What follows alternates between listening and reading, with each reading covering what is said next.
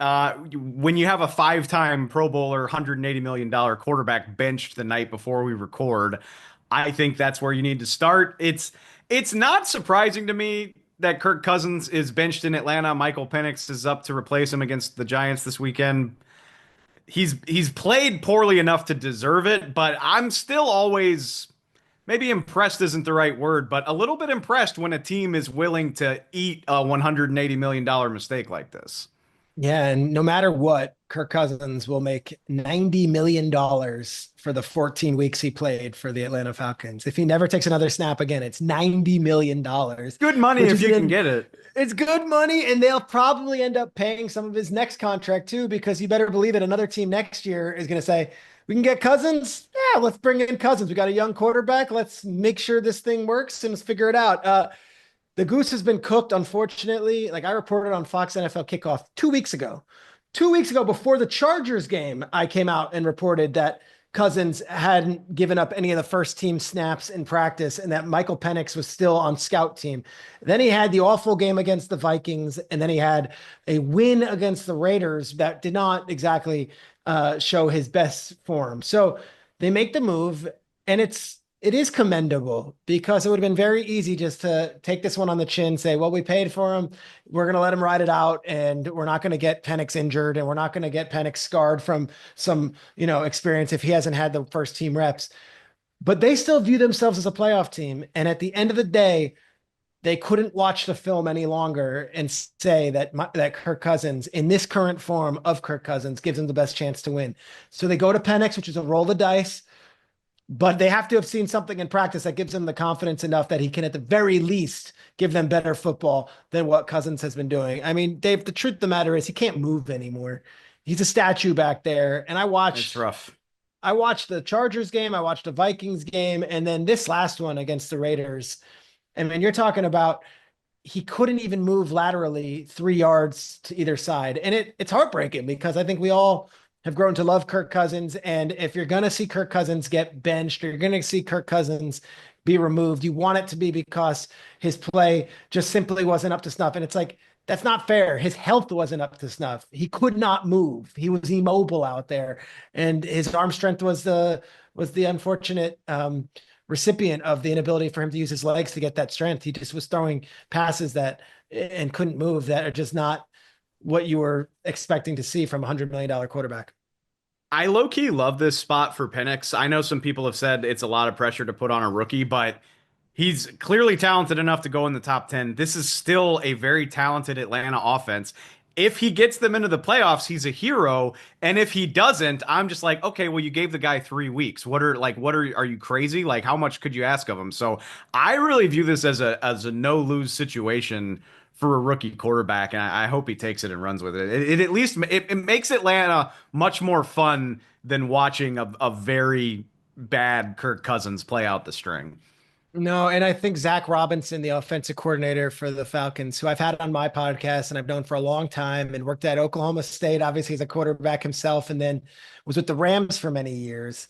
I think Zach has a lot of creative things that he would love to do with this offense that he simply hasn't been able to because of Cousins' limitations outside the pocket. And again, they knew that going in. They signed Cousins off an Achilles at 36 years old. Like they knew that was a possibility. I think you're going to see some different wrinkles that you haven't seen on tape, which could actually be an advantage for Michael Penix. Teams won't be ready to prepare for it because there hasn't been much tape on him at all. It's true. I mean, he didn't really even get preseason snaps, so like you're not going on really anything other than I think he played some garbage time snaps earlier A this couple year. times. Yeah. So, okay, one last thing on Kirk, and I should know better, Peter. I've done this too long to think that the NFL might not be interested in a capable quarterback. But when you look at Cousins' deal, like it would cost a team $28 million to trade for him on top of whatever you've got to pay in draft picks. And plus, more importantly, his last 6 weeks of tape are so bad. I mean, one Dreadful. touchdown to 9 interceptions. I am dubious that there's going to be a strong market for Kirk when we get to the offseason. At the very least, I think the Falcons would have to cut him first. Like there just can't be that big of a trade market. Okay, so I can go off the top of my head, but for this podcast, I have jotted down some notes after conversations yesterday. Here are the I options. want to hear him. If they cut him before March 16th and they give him something that then without a June 1st designation, we'll get to that. They would still owe him 28 million guaranteed, and 65 million dollars are on their cap as a dead hit, which is just an albatross, an anchor for a team. If they release him before March 16th, but they do a post June 1st designation, it's the same cash, but they'd be able to spread that dead cap hit money over 2 years, 40 million next year, 25 million in 2026. It's a little easier. If you trade him before June next year, which he would have to agree to because he has a no trade clause, He has that too, yeah. they'd still have to carry a dead cap number of 38 million this in 2025, but they would save about 28 million dollars. The truth of the matter is, if Cousins remains on the roster as of March 16th, they owe him another 10 million. They're not going to want to do that. Like, they're just going to have to eat money. Like, they have to eat the money. The ideal is that someone trades for him in that combine period or that's so much money. And you're also so much saying, money like, and picks on top of that. and picks, and also like, what am I getting? Like that version. I don't want that I don't want your version of Kirk Cousins. I want the version I've seen for years before the Achilles injury. So as recently as week 9 against Dallas, he looked really good. With another 6 months of training and getting back to it, can you revitalize it? Yes. But like, if you're the Giants, if you're the Raiders, is Kirk Cousins appealing? I don't know. Maybe. And then you draft a quarterback and say, all right, then it's the same situation it was in Atlanta a year ago. Just not for $180 million. No, it's so much money.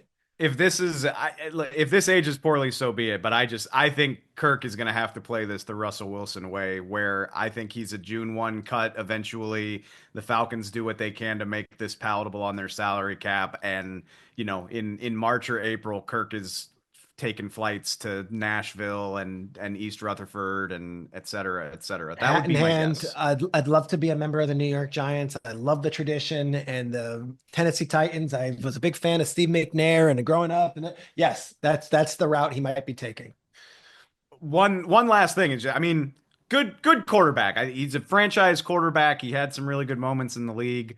Maybe not the playoff success he would have preferred, but it's a bummer to see it end this way. Hopefully he One of gets the a best chance to bounce back. businessmen to Oh, ever and play the that too, game. yeah. Oh my Like, God. that's such a backhanded compliment for a football player, but like the way he played that franchise tag deal with Washington and then parlayed that into one of the biggest deals ever after a feeding frenzy between the Jets and the Vikings. And then to go parlay one more $100 million deal with the Falcons and walking away from Minnesota, like truly gambled on himself so many times and won every single time. And I wouldn't put it past him that he gets one more payday just based on, the way it's gone in his career. I'll take all the backhanded compliments you want if I've got $300 million in the bank. Absolutely.